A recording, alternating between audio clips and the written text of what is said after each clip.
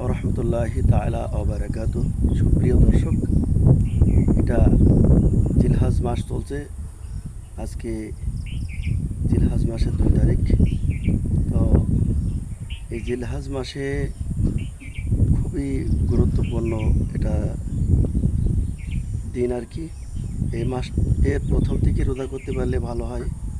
তো সর্বশেষ কথা হলো, এই মাসে জিলহজ মাসের 7 এবং 8 এই 2টা রোজা, অর্থাৎ বুধ এবং বৃহস্পতিবার, এই 2টা রোজা যে ব্যক্তি করবে, আল্লাহ সুবহানাহু ওয়া তাআলা পিছনের এবং সামনের 2 বছরের গুনাহ আল্লাহ রাব্বুল আলামিন মাফ করে দেবে। সুবহানাল্লাহ।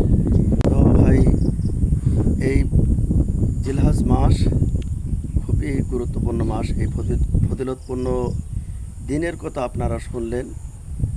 এটি একটা বরকতময় চাঁদ এটা।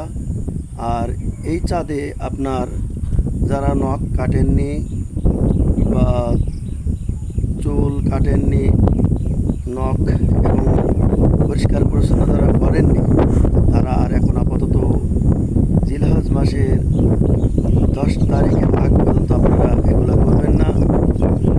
10 তারিখে ঈদের আগ মুহূর্তে এগুলা নখ কাটা, হাত পায়ের নখ কাটা সুন্নাত, এবং